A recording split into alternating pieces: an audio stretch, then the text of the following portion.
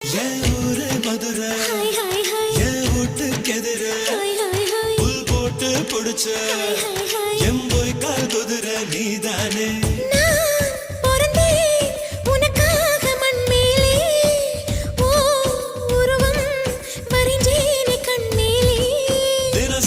கொட்டி நான்தா தின்னு உப்பு கண்ணா நீதா பொண்ண பார்த்ததும் படு வேகமா பசி ஏறும் அம்மாடி